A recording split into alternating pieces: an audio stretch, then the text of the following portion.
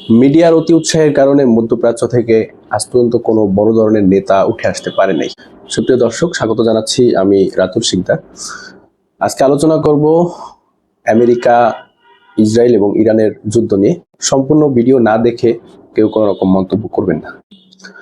আপনাদের মনে আছে সেই ইরাকের সাদ্দাম হোসেনের কথা? খুব প্রভাবশালী একজন নেতা ছিলেন এবং মিডিয়া ঢালাওভাবে প্রচার করা শুরু করলো যে সাদ্দাম হোসেনের কাছে এমন কিছু অস্ত্র আছে যে অস্ত্র দিয়ে আমেরিকার মতো দেশকে ধ্বংস করে দেওয়া তার কাছে কোনো ব্যাপারই না, এবং সে তার আশেপাশের দেশগুলোকে দখল করে নিচ্ছে।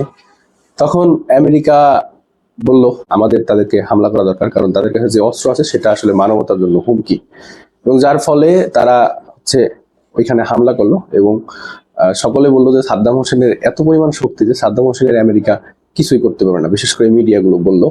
পরবর্তীতে দেখা গেল 2003 সালে সাদ্দাম হোসেনকে কিন্তু গ্রেপ্তার করা হইলো, একটা জায়গায় আত্মগোপন ছিল ওইখান থেকে, এবং পরবর্তীতে ফাঁসি কার্যকর করা হইলো।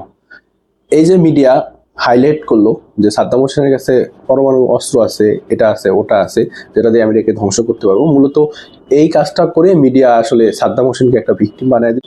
পরবর্তীতে আপনারা যদি আবার একটু জিনিস খেয়াল করেন, সেটা হচ্ছে বর্তমান প্রেক্ষাপটে ইরানের যে যুদ্ধটা চলতেছে, মিডিয়ার দিকে তাকালে আপনি দেখবেন যে ইরান ক্ষেপণাস্ত্র মারতেছে ইসরায়েলের দিকে, সেখানে 8জন 10জন নিহত হচ্ছে, শহর ধ্বংস করে ফেলছে, এরকম একটা অবস্থা। আপনি যদি খোলা চোখে দেখেন তাহলে মনে হবে যে ইরান আসলে আমেরিকাকে এবং ইসরায়েলকে একেবারে ধ্বংস করে দিচ্ছে, এরকম একটা অবস্থা। কিন্তু সত্যি হচ্ছে যে ইরানের কাছে মূলত আছে কিছু ভালো মানের ব্যালিস্টিক মিসাইল আছে, কিছু মিসাইল আছে, আর কিছু ড্রোন আছে। এছাড়া ওই রকম কোনো কিছু নাই। কেন নাই? কারণ তাদের আসলে ওই রকম অত্যাধুনিক সামরিক কোনো যানবাহন নাই, তারা টিকে আছে মিসাইলের উপরে। কিন্তু যেটা সত্য সেটা হচ্ছে, যেমন রাশিয়া বলতেছে, চীন বলতেছে যে তোমাদের যদি অস্ত্র লাগে আমরা দিব, কিন্তু সত্য কি জানেন? সত্য হচ্ছে রাশিয়া, চীন এরা বাকিতে অস্ত্র বিক্রি করে না, এবং এদের অস্ত্রের যে দাম, এই টাকা আসলে ইরানের কাছে নাই।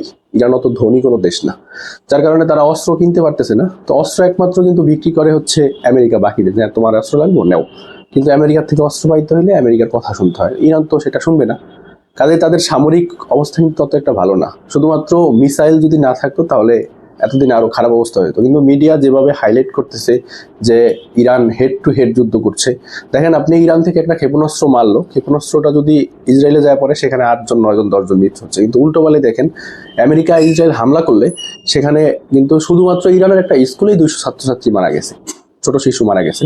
কিন্তু এই বিষয়গুলো খুব কম নিউজ করে। আমরা বাঙালিরা যেটা চাই, আমরা চাই কি, আমরা চাই আমরা দেখবো যে ইসরায়েলে উড়াই দিতেছে, আমেরিকা উড়াই দিতেছে, ঠিক ওইভাবেই মিডিয়া আমাদের সামনে উপস্থাপন করতেছে এবং বলা শুরু করছে যে ইরানের কাছে এমন কিছু মরণাস্ত্র আছে যা দিয়ে আসলে ইসরায়েলকে এবং আমেরিকাকে ধ্বংস করে ফেলবে। এই যে আবার সেই সাদ্দাম হোসেনের ঘটনার মতো কিন্তু হয়ে গেল। পরবর্তীতে কি করলো? আমেরিকা পাল্টা আক্রমণ করলো যে ওদের কাছে মরণাস্ত্র আছে যেটা মানবতার জন্য হুমকি স্বরূপ, এবং ইরানের সর্বোচ্চ ধর্মীয় নেতা আয়াতুল্লাহ খামেনিকে কিন্তু মেরে ফেললো। মিডিয়া দেখেন জাস্ট খালি প্রচার করছে আয়াতুল্লাহ খামেনিকে মেরে ফেলছে, এই পর্যন্তই। এবং মিডিয়া আবারও হাইলাইটস করে দিল ইরানকে, যে ইরানের কাছে মারণাস্ত্র আছে, তাহলে আমেরিকা তাদেরকে আক্রমণ করুক।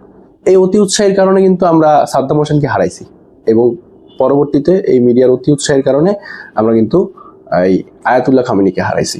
আপনাকে সত্যটা মেনে নিতে হবে, সেটা হচ্ছে আমেরিকার বর্তমানে যেই অবস্থা সামরিক শক্তিতে, আপনি আমেরিকার লগে পারবেন না। কাজেই বর্তমানে সমস্যাটা হচ্ছে কি, যেমন ধরেন আপনি কাউকে মারছেন, মাইরা আবার আপনি নিজেই ভিকটিম হচ্ছেন, বুঝতে পারছেন? এইরকম একটা অবস্থা। তো আমেরিকা ঠিকই ইরানকে মারছে, কিন্তু ইরান আমাদের চ্যানেলগুলো, বিশেষ করে চ্যানেলগুলো দেখাচ্ছে ইরান আমেরিকাতে আক্রমণ করতেছে, তারপরে ইসরায়েল আক্রমণ করতেছে। তো আমেরিকা বলছে যে ঠিক আছে, আমাদের উপরে আক্রমণ করতেছে, ওরা আসলে মানবতার জন্য খুবই হুমকিস্বরূপ, ওদেরকে ধ্বংস করে দিতে হবে। এবং দেখেন যে ওদের পরমাণু শক্তির রুখতে অনেক কিছু হয়েছিল, এগুলোতে বোমারু বিমান দিয়ে বোম টোম মেরে একেবারে ধ্বংস করে দিছে।